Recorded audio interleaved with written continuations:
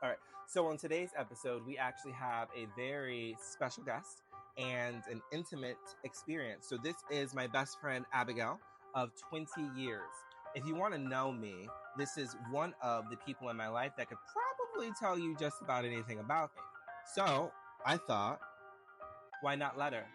So today we are going to be doing an interview where she is going to interview me, which allows you as my family, my GCWE family, to get to know me. Because in my life, I know that I am much of an introvert, even though people think I'm an extrovert. And sometimes it's hard for people to get to know me sometimes. So this is my olive branch. Abigail, you have some questions? You have anything to say before we start? What's one thing that they should know about me? Honestly, I just think that people should know that you walk in intention and therefore you speak with intention. So you're not just putting your energy out there because you can. You really are an intentional human being in the whole aspect of how you move in the world. And I think people will hopefully, as you continue with your episodes and the interviews that you bring on and the conversations that you have, that's what people will get to see as well. I find it interesting that you say that because it's definitely been one of my goals. Is to always be intentional about everything that I do, about everything that I say. That's hard, because I do talk my shit. Let's be honest. He's a brat. But more than likely, I'm gonna say it to your face. Like, I'm not saying anything that I wouldn't say behind anybody's back. I've learned that that's just toxic, Mm-hmm. So I in talking my shit, right? It's all about character building. I talk shit about myself on a daily basis. Daily. Yeah, see, this is why we have questions for him today, because he's a brat and he really thinks that he has it like that. So I have some questions for you that should set people up for getting to know you. And I'd like to preface this with, it's hard to think about what questions to ask someone that you've known for 20 years, that you still have to discover. We discover things about each other all the time. So thinking about these questions, I was like, I know the answers, or I think I know the answers. But you change all the time. So human beings change, right? Yeah. So Don't I always say multifaceted human beings? yeah. So let's get started. My first question. Okay. Don't get nervous. They're good questions. I'm sure that they are, but I haven't seen them and thinking on the spot. Okay. What's your relationship with your parents like? My relationship with my parents. Well, that's a convoluted question. Okay, should we then say, let's start off with, what's your relationship with your father like? Okay. So my relationship with my father is very intimate, and very intentional. He actually passed away before we could actually reconcile and come back together. But through finding him later in life, I was able to find that I found other siblings. I had other siblings and other families. So it was a blessing. And when I say that my relationship with my father is intentional and intimate, it's because just because he passed away and just because I didn't have a lifetime to know him, doesn't change the fact that I still feel like I still get to know him every day. Mm-hmm. There are certain things that when I did get to know him, I was able to see and reflect about his identity within me, even though he was so far away. He still had just these micro, like, heredity things that were just within me that I noticed in conversations with him, and just not even the physical, but just like how he talked and the way that he kind of carried himself in his conversation. I realized that I haven't known this man the majority of my life, but I'm very much just like him, so that was very weird. And then I had the whole coming out thing again. that I felt like I had to do twice. So that was very weird, and that we could talk about it another time. But Yeah. so that's my father. With my mother, we are not close, and that's just really I honestly I just put that on her. I'm all about letting people be who they want to be and not Yeah. forcing things. For years, I really did try to make sure that we had a healthy and close relationship. But at some point in time, when it's one sided, you can't continue to enable people. So while I love her 100%, and she knows that I pick up the phone, I will be there whenever she asks, whenever she calls, I'm no longer in a space of trying to force something. So because I no longer do that, we're not as close. Okay. So that just kind of told me that we have a relationship because I was putting in the effort. Yeah. But when I stopped putting in the effort, the relationship kind of Right. distance. But But that's your own way of setting a boundary. yeah, Yeah. Even though you intentionally tried, yeah, you had to set your own boundary. yeah. Because I think with family, we're always, intentionally trying to just give them chance after chance after chance because they're not like any other person or friend or associate in the other world. This Right. is your blood. It's hard to Cut them off the or to cord. it's really hard. And I also believe we're human beings we're spiritual beings having a human experience. So Yeah. in that, your family is on a whole different spiritual level than Yeah. everyone else. So I don't believe you're allowed to just cut them off. I Yeah. believe you can set boundaries and you can change the dynamic of the relationship. But I believe that our spirits and our souls had a conversation before we got here, and that conversation was an agreement to do life together, Yeah. to do the hard things in life together. And sometimes that is relationshiping.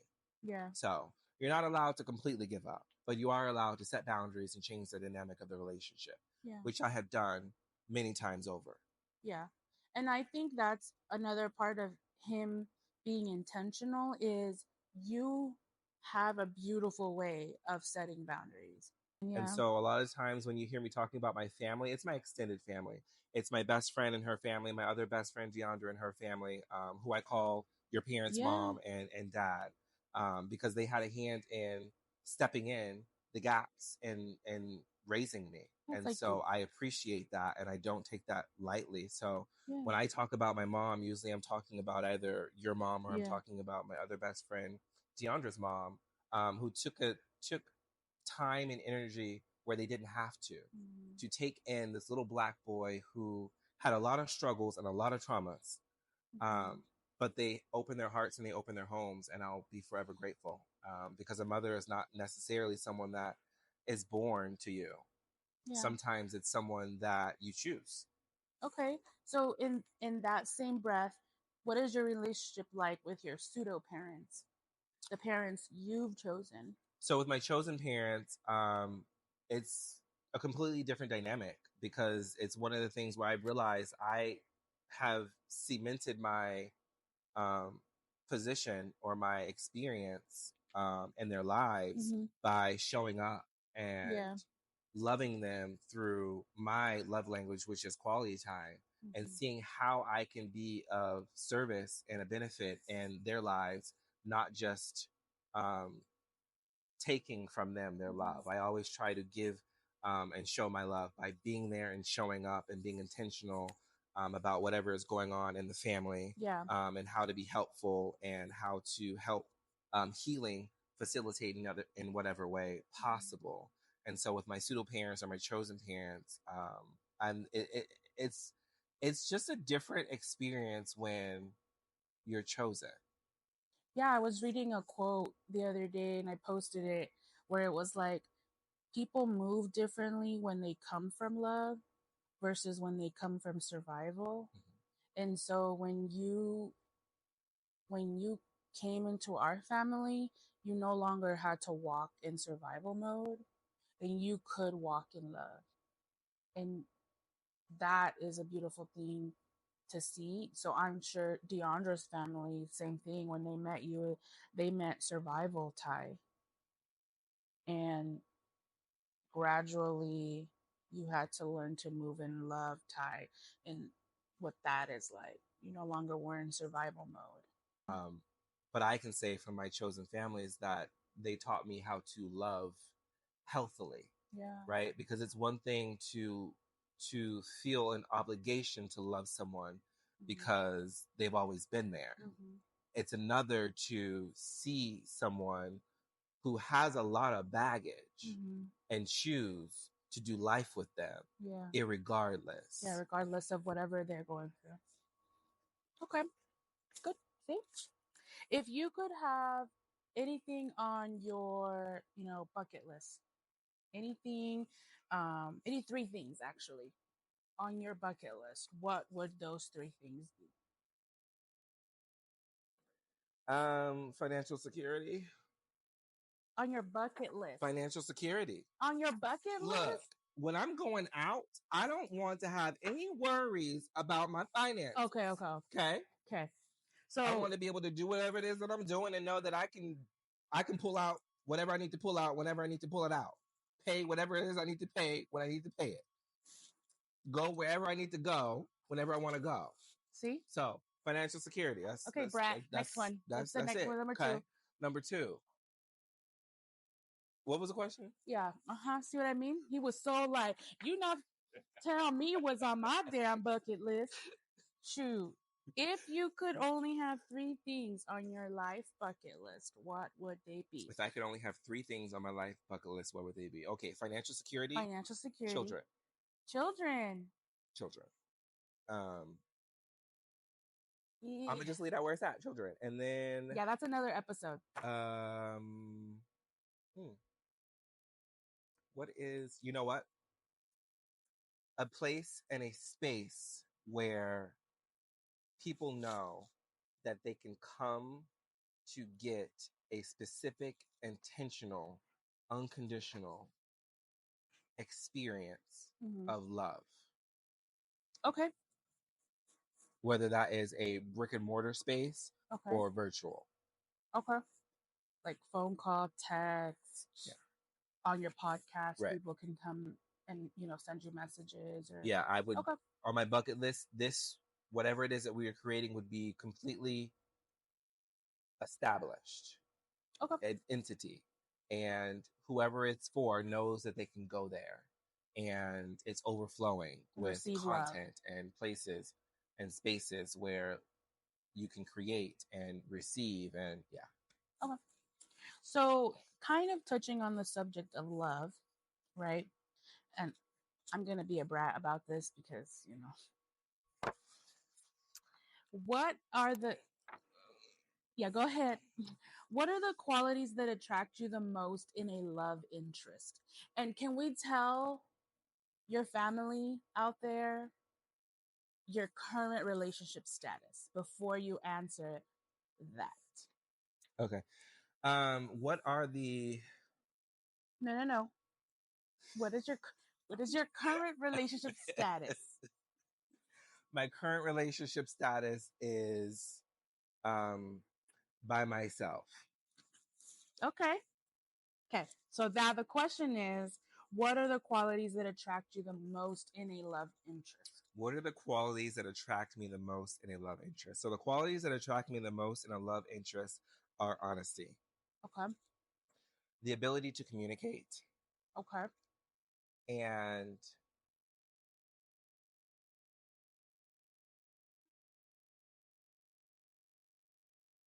intention. Okay. Are any of those things compromisable? Will you compromise on any of those three things? No. Why? Because I've lived a life hurt by dishonesty. Okay. I refuse. Okay. I've lived a life where things could have been avoided had we chosen to communicate. Okay. And I've lived a life where people do things on a whim and willy-nilly and then cry about the consequences. So intention is a must. Okay. I think that's fair. Me too. That's like minimum. I was thinking he was just a fair minimum. I know. I think he was going to give me a list. Like he needed to be X, Y, and Z.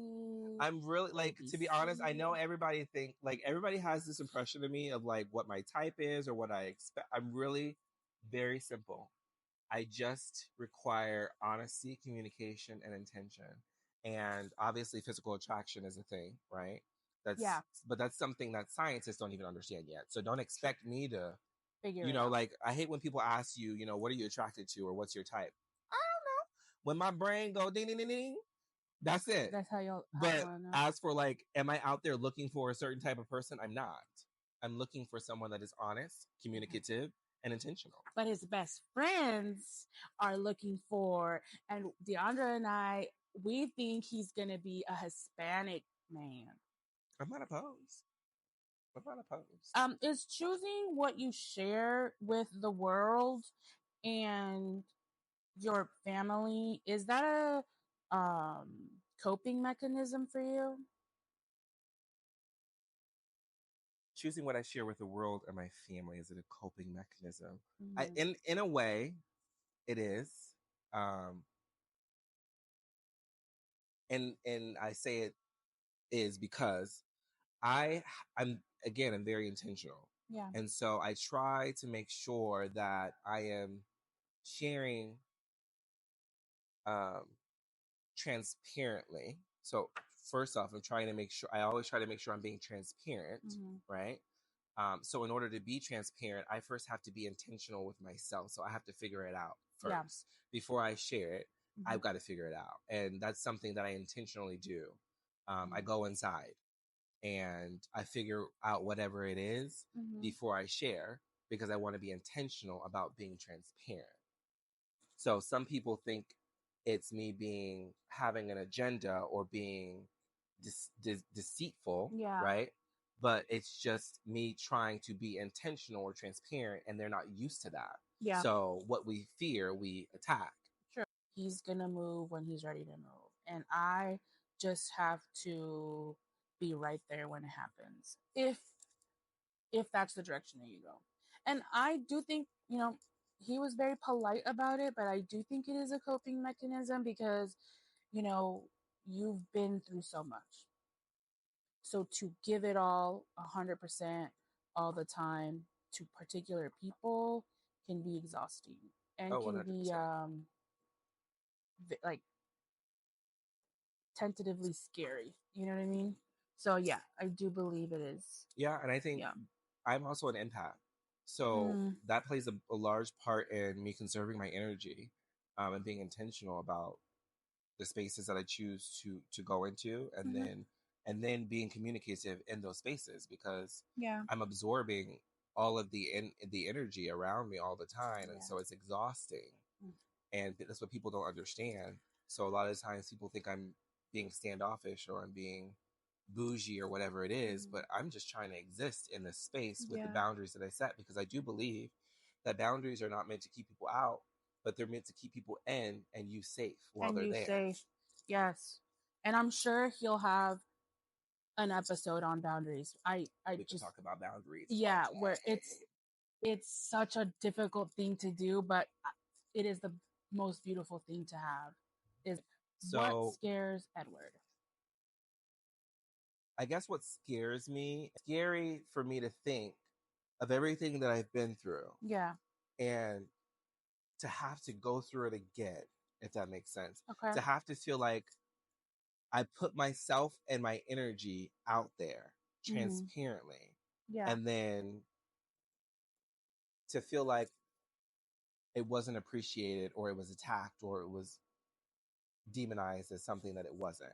Before, younger Edward didn't understand any of that. No. So I was just trying, actually, Edward was put off in a corner somewhere, and Taekwon was running the show.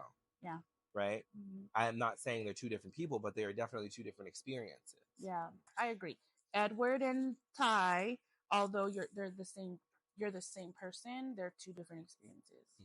So in general, like not even just coping, not even intentionality, what scares you? Person, place, or thing. What scares you? What brings fear into you? Success.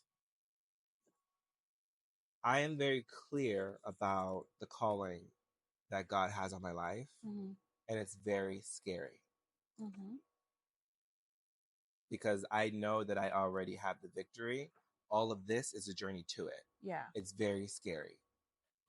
And it's very scary for us when you told us what your current and what your most exhausting, physically exhausting, mentally exhausting journey currently. I mean, when you told us, I was like, there's no way. We got to put him in a bubble and he got to stay there. He needs to get fed. It's going to come through right here. Yeah. So Okay. So in the same topic of Ty and Edward, same people, two different experiences, you are my safety person, place, or thing, right? So my next question to you was, what's the difference between your masculine and your feminine energy, and when do you decide which one to walk in? Because you have a very different masculine and feminine energy than I have, and that Deandra has, and that our brothers have. Because everybody can have masculine and feminine energy. Just put that out there. That part. It's not mutually exclusive. So, so what's the difference in my masculine and feminine energy, and when do I choose to? Yeah, when do you walk in either one? Yeah, walk in either one. For me, I've had to. It's been a journey. Okay. And I've had to learn that both of them are relevant and important to me. And I don't try to shut either one down. Good. I do, however, have to understand that my masculine and feminine energy does not look the same as someone else's. Correct. And so I've had to learn to set boundaries for myself in that regard, because society will try to put my community in a box and say that your masculine and feminine energy looks like this. And so you're acceptable. You would be acceptable in society. And I've had, and you've been there, you've seen it. I've had experiences where I have had associates and friends try to make me the exception to the rule. And so that's a part of the boundaries that I've had to set for myself. I don't believe in exceptions to rules, and I don't want to be an exception to any rule. Because that excludes me from my community. And that means also that I'm participating in the judgment of the very thing that you are not wanting to be a part of. Exactly. Yeah.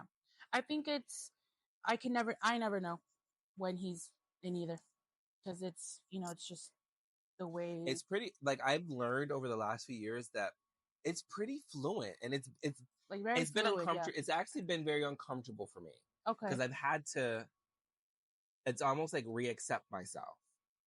Yes. Because before, especially when it came to the feminine energy, I had to do a lot of masking because I was dealing with a lot of acceptance issues, and then setting boundaries, and still identity issues, and still figuring it out. And so as a Black man, I still had to show up and walk a certain way in the world because I have to deal with that. And then on top of being gay. So you want me to be a gay Black man and a Black man in America. And that's two different extremities that I have to deal with. So it was just a lot of polarities that I had to try to mend together.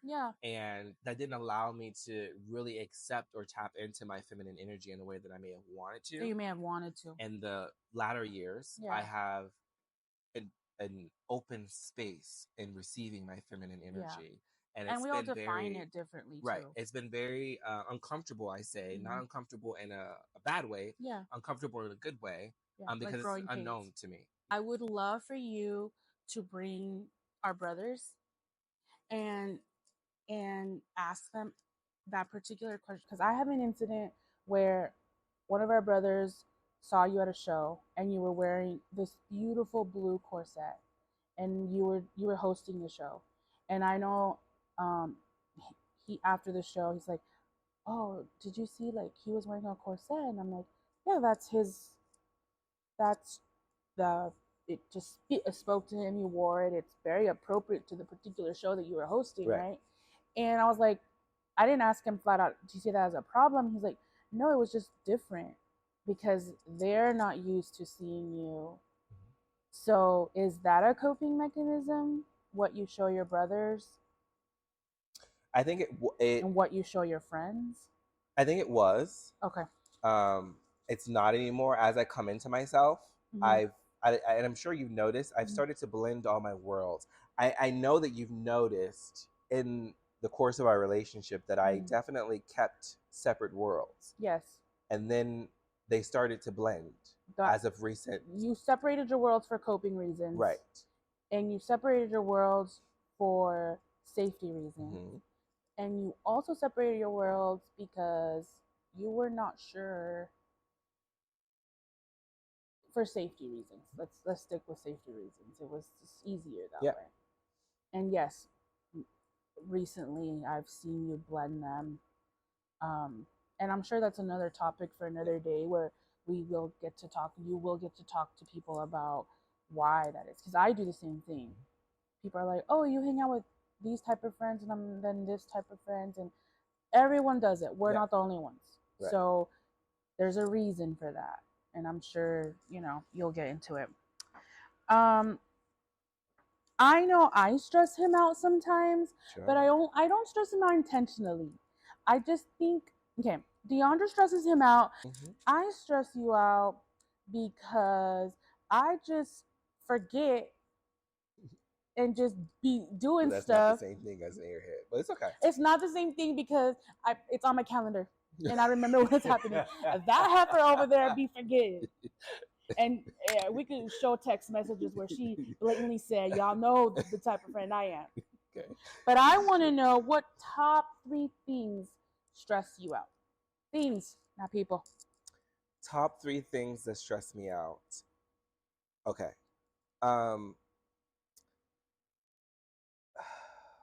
Top 3 things that stress me out. So I don't like, or it stresses me out when I have to make decisions. Isn't that so hilarious that it's hilarious because you, again, it goes back to I have to be intentional, but the tasks to get to that, oh my. We're going to leave today and have dinner, and he's going to spend an hour trying to figure out. Yeah, because I have to go to the grocery store. Mm-hmm. What am I going to make for dinner? And I'm going to be hungry. No, I'm going to be hangry. And then I'm going to stress him out because I'm going to be like, right. But I will get there and it will be bomb. Yes. So decisions. Making decisions. Making decisions. You know what? It's not just making decisions, it's making decisions regarding other people. Like if someone else is in the mix. Okay. Because I don't stress out about making decisions for myself. Like when it's just me. When I say Edward moves on Edward time, I mean he moves in Edward time. What is it? If you stay ready, you don't gotta stay ready, get never ready. Have to get ready. Yeah. Okay, so decisions that involve other people. Okay. Yes. Food. Yes. Food stresses me the hell out because food is, like you said, one of my love languages. So it's like I never want to be. And it's a beautiful new love language you've learned. Like you've really stepped into your food game, chef game. Yeah. And I think it goes back to, which again, like we said, it will be another story for a later time, the Taekwondo Edward thing. Yep. And the feminine masculine thing. Okay. So yeah. So food.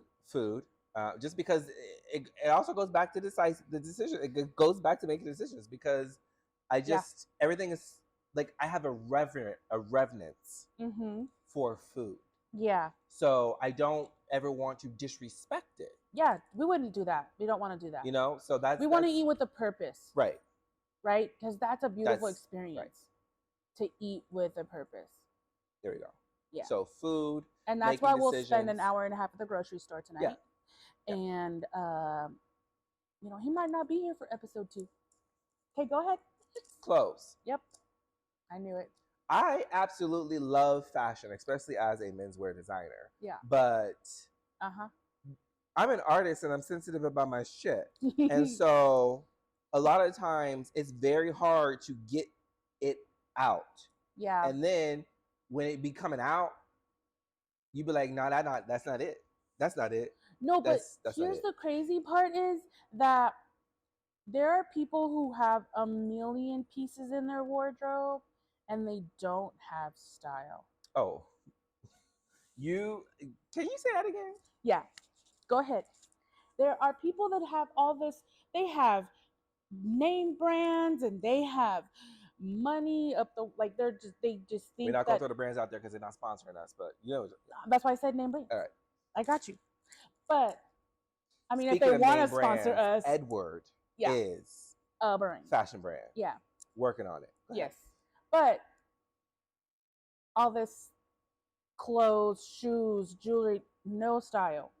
And I remember just on my birthday this year, we went to the mall after lunch, and I don't know, we walked to some store. It wasn't like a name brand clothes store, and you bought like a $12 shirt, and it was a Selena shirt or something or Yep. something like that, and it was just a T-shirt. And I'm like, you don't wear T-shirts, like what are you buying a T-shirt for, like you know? And then the next time I saw him, it was just chef's kiss, you know. So, and I tell people like you have very few pieces in your wardrobe, and are, I'm sure that's intentional. I have a reverence for fashion, and I believe Mhm. that fashion knows no gender. It Yeah. just wants to live. It just wants to be And it. so I am always intentional about I need this or I need this. And so if I need a pair of pants, okay, I want a quality experience of these pants. I don't need 15 different pairs of pants that give me the same experience. Okay. Does that make sense? We will have a fast fashion episode because Yeah. I feel you have an opinion about that. I definitely have an opinion about fast fashion. Okay. So decisions for other people, decisions that involve other people. Yep. Food decisions. Yep. And fashion decisions. Yep. How do you then handle the stress of those three things? So those three things stress you out. How do you handle it? I honestly, I go to war with myself. Bitch, we be in there battling. Yep. We be in there because out. because it'd be like when it comes to food, I'd be in there. I'd be like, okay, we got to figure out what we're gonna eat. Yeah. And then 15 minutes later, Uh-huh. I'm on my bed watching something on YouTube because I gave up. Yep. Because there were so many decisions. So then I'd be like, bitch, are you watching a video on YouTube knowing you hungry? Get up. Get up. Yep. Just make a decision. Okay, there's a whole bunch of options, but are you gonna be dissatisfied with any of the choices? No. Yeah. Okay, then just go. What's the most convenient? Yeah. Right? It's when I'm thinking about convenience. When I'm thinking about because there's two different modes. I'm a plater. Yes. I like the imagery of it all. You know, you are. and I actually learned this the other day. I don't do it for other people. No, you do it for yourself. I do it for myself. His plates always look so beautiful. We could be at a cookout. We could be at a freaking restaurant. If its plate that they give him does not aesthetically please Edward, oh, he's. Yeah, I really. Yeah. I don't know. It changes my experience and quality of eating. Yeah. It puts me in a place of receiving. Yeah. And so I feel like I can eat more when I plate well. And I think cultures have like in my culture, food is so important and it does bring our families like we hang out every weekend practically as a family, right. And food is the central to that. So why wouldn't you want to make it an experience? Why wouldn't you want to make it intentional? And I think it is intentional because it goes back to my history and my heritage of having to make scraps work. Yeah, I mean, in college, which you understand. Yeah, like it was tough just eating. Right. Yeah. And I think ancestral wise, for me, I feel like I pay homage to my ancestors by plating my food because I had the luxury of doing it. Yeah, where they may not have. When they didn't, you know? So I that's, again, me going internal, being intentional and figuring out how to be transparent. And that's how it shows up when it comes to food. How do you handle stress in general? In general? Breathe. Yeah. I say that because most of my life, Mm-hmm. growing up, I was not breathing. Mm-hmm. Like if I had to sum up the experience of my childhood, it Mm-hmm. would be with this. I was holding my breath, Mm. Yeah. So now you handle stress by breathing. exhaling, inhaling. How did you recognize your anxiety triggers? And more importantly, do you know what your anxiety triggers are currently? I don't know what all of my anxiety triggers are, but I recognize my anxiety triggers, or I Yeah. learned to recognize them because of my best friends, Yeah. you and Deandra.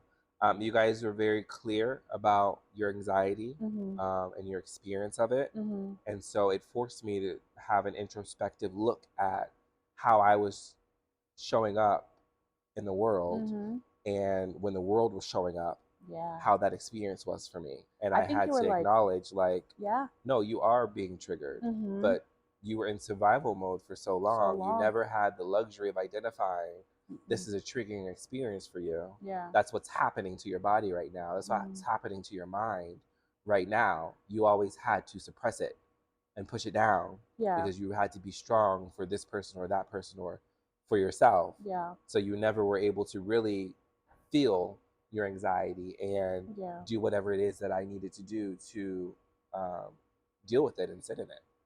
I think this generation in the last couple of years, before I'm sure this can be a longer conversation than it is, but for a long time, people thought anxiety was a luxury. Mm-hmm. Having anxiety was a luxury. I know for my mom, it was a luxury. She couldn't have it. Yeah. You have no choice. I have to Yeah. feed 4 children. You know what I mean? And a lot of people think this generation, it's a luxury. Like it's a luxury to have anxiety, and it's like, no, we're actually giving ourselves time to breathe and acknowledge them, and and it's like not a traumatizing thing to do, but it's a vulnerable thing to let other people know you're experiencing anxiety. Yeah. So you don't have a very clear cut way to let us know. Right. But I'm sure when Deandra comes on, we will have that conversation where, you had to ask for help. Mm-hmm. And I'm sure that was not an easy thing to do. So it's good to just breathe through it and just say, this is what it is. This is where I'm at. And kind of center yourself. I'm Yeah. sure. I'm sure.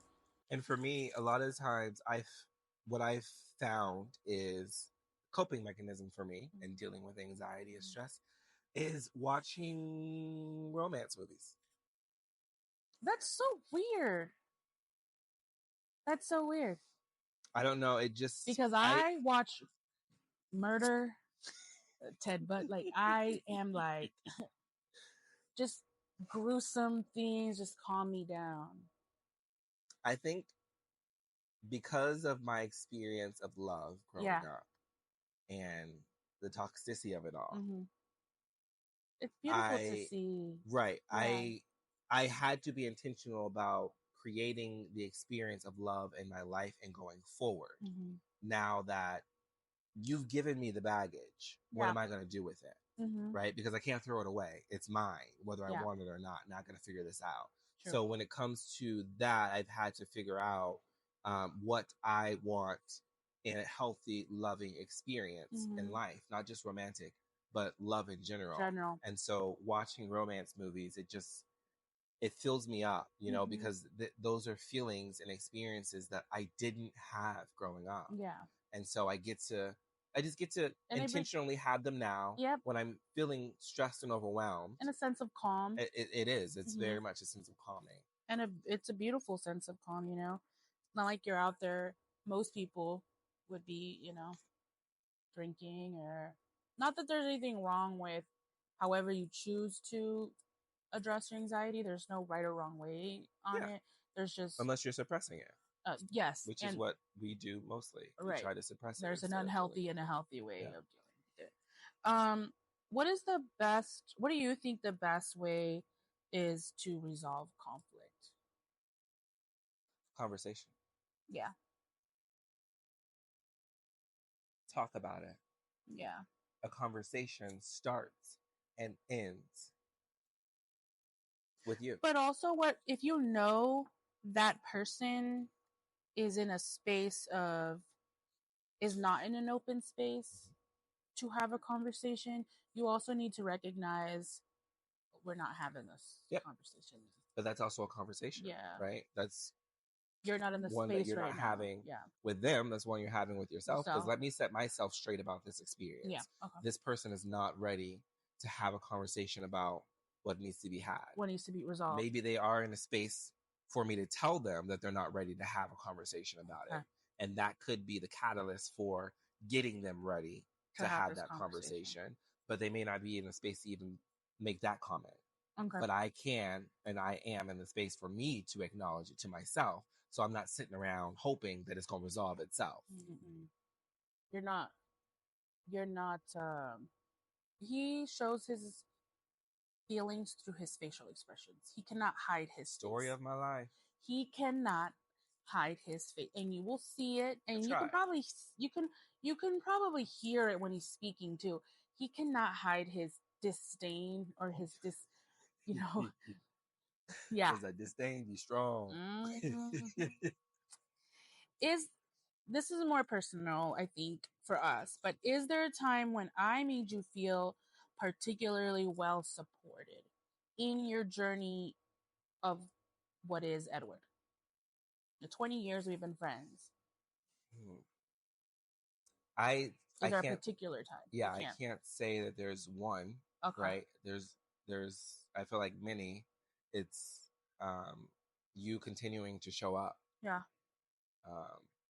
Despite what you're experiencing, because I know, and I've been a part of your journey of finding yourself and dealing and doing that through anxiety and mental health. So the fact that you can still show up for me, that's my love language, one. Yeah. So just continuing to show up for me. And then also the times that we've been separated for months at a time, but when we do come back together, it's like no time passed at all. Those are the moments that I cherish. I cherish because it's cements in me that you are my person. Yeah. You are the love of my life. One of the loves of my life, right? Like, if I could just pick one person, I couldn't, but I know that there will never be a time where I don't choose you. There have been times where I've been blinded and I didn't know that I wasn't choosing you, but that's not an intentional thing of like, I just thought it was a time where I was healing. So I wasn't choosing anybody, right? Yeah. Like, I was ghost, and you do the same thing too. Yeah. You'll ghost. Taekwon's love language is not, he's not a very like touchy person, but my love language is touch. And DeAndre will tell you, and he will tell you, we cuddle.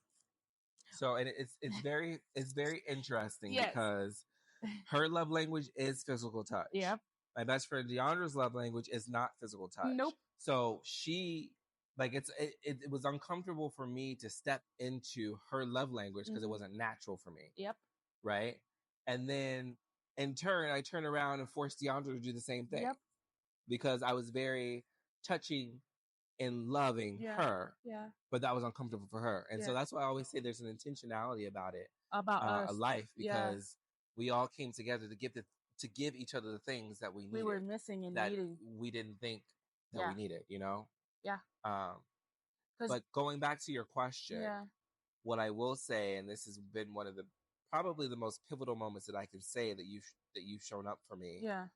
That I can remember. And this may not seem like it, but when you lost your father and you lost your faith, you came back to me. And that was probably the most prophetic thing that you've ever done for me. Oh. Because I thought I was going to lose you. I really did. Yeah. I lost it. Like, emotionally I lost it, and physically I lost it. My hair was falling out. My body wasn't, I lost it. But I came back. You did. Again and again. And did. And then some, right? And then some. Because I think we are really, I think if I could answer this for you, I would say the same. It's just showing up to the good and the bad. You know what I mean? Like I always any event that he had, I was right there. Any, you know, hey, I'm at the bus stop. Mm-hmm. You know, one day we'll talk about our Washington light rail story. Because that's a whole episode in itself. It's hilarious, but it's scary, but it's not. But it's that all of those things. Right. But I think it's showing up for each other. I've been recently in boundaries. Like, who do I show up for? Who do I give my energy to? Because peopling is exhausting. Yeah. Acknowledging that it's a choice. Yes. That you get to make. Exactly. What qualities do you look for in a best friend? Careful with your answer. Honesty. Okay. Communication. Mm-hmm. And intention. Same things as in love. Mm-hmm. You taught me how to love. Yeah. So, of course, I would be looking for the same thing in a romantic partner. I want the same thing. I don't think Taekwon knew love when I met you.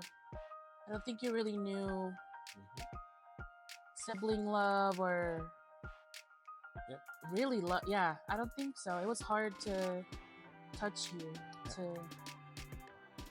be in your space sometimes. And for some reason, we just found each other and that was it. No one could split us apart if they wanted to. We were going to fight. But yeah, that's crazy. Okay, that's good. Mm-hmm. Mm-hmm. That's it.